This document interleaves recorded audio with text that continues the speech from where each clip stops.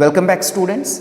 As you know that we are discussing about chapter number 15, chemical effects of electric current, and in our previous class we had discussed about the process of electrolysis.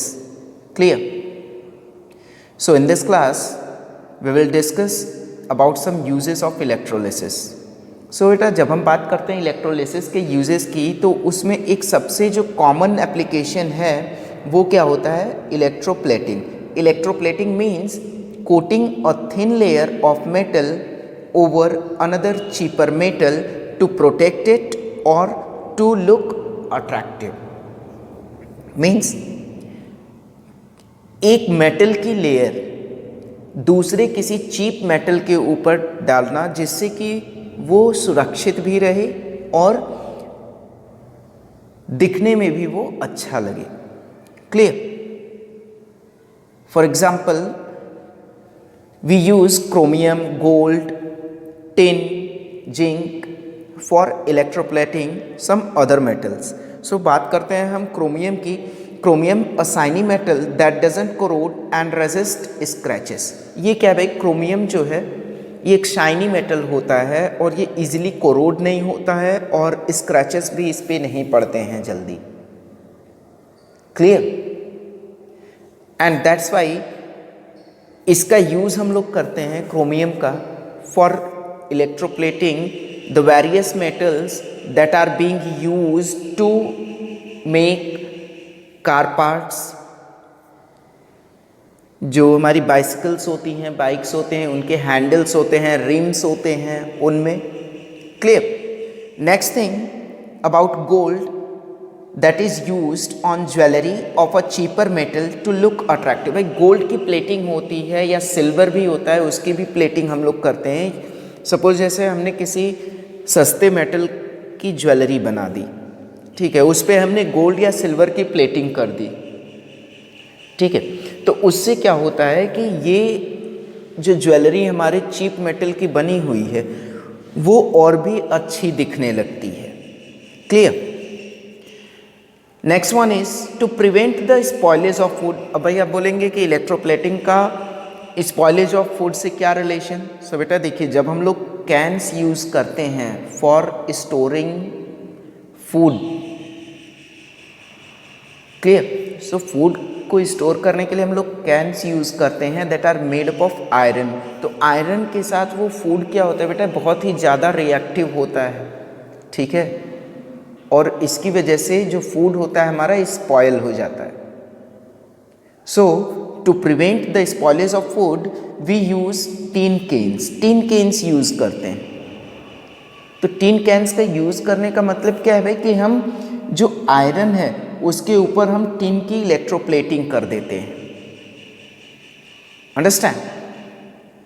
And as tin is less reactive than iron, tin क्या है, iron से बहुत ही कम reactive है, that's why it prevents the spoilage of food.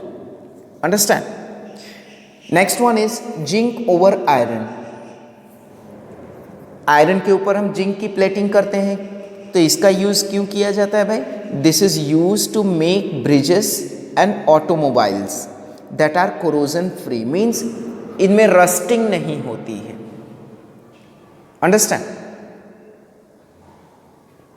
And one thing I want to tell you that कि भाई जो ये हमारा इलेक्ट्रोप्लेटिंग का प्रोसेस है इसको हम लोग आसानी से लेबोरेटरी में कर सकते हैं.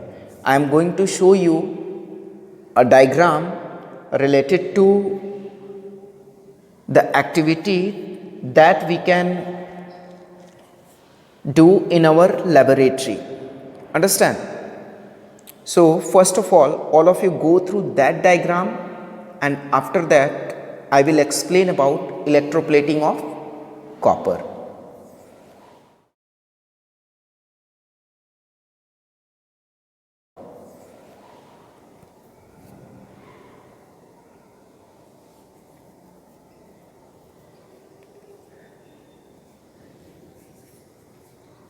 So students, as you have seen that in the last diagram whatever I had provided you,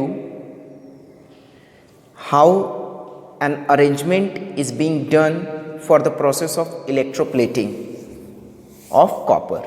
Understand? So what will happen in that arrangement? उस arrangement में होता क्या है?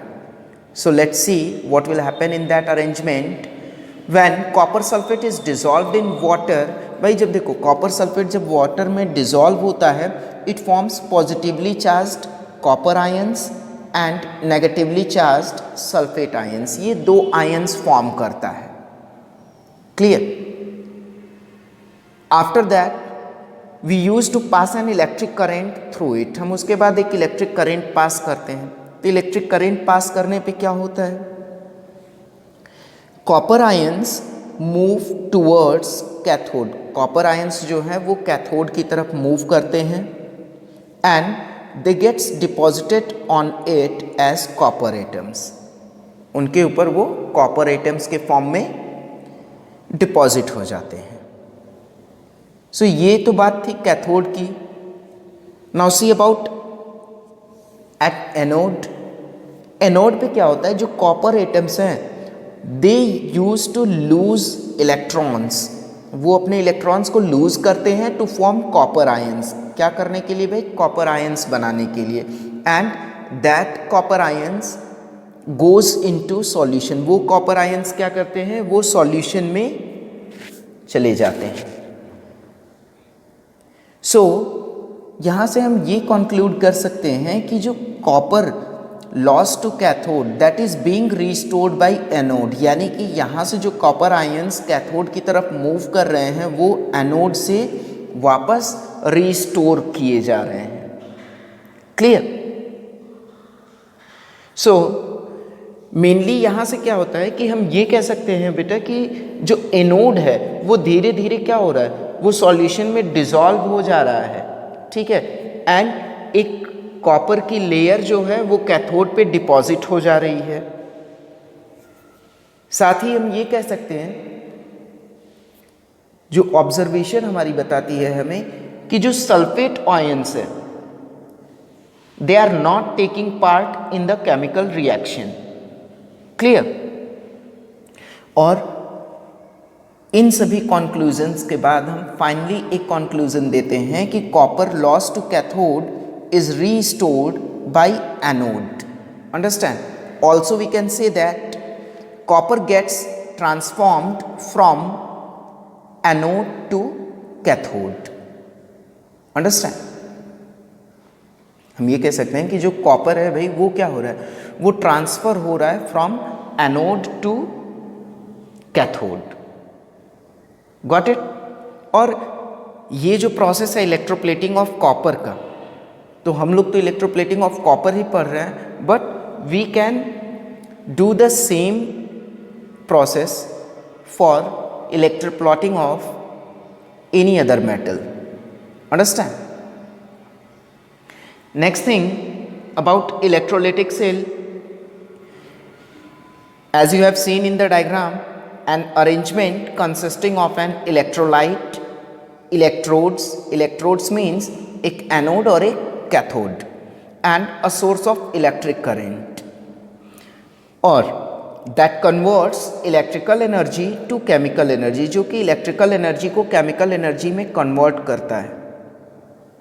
Clear? Such type of arrangement is known as electrolytic cell.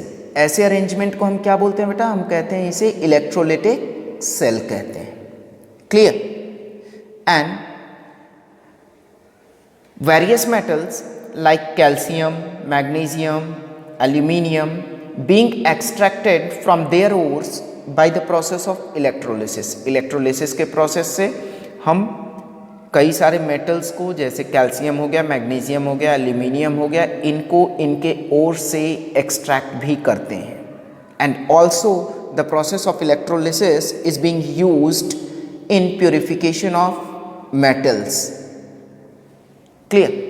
तो purification of metals में क्या होता है कि जैसा हम लोगों ने ये पढ़ा कि जो कॉपर है वो ट्रांसफ़र हो रहा है anode to cathode.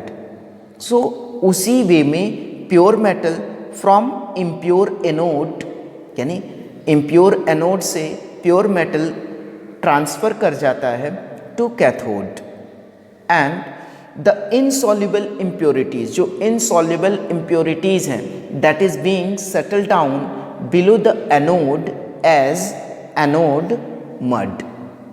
Clear? So students, this is all about today's class. In our next class, we will discuss something more about this chapter.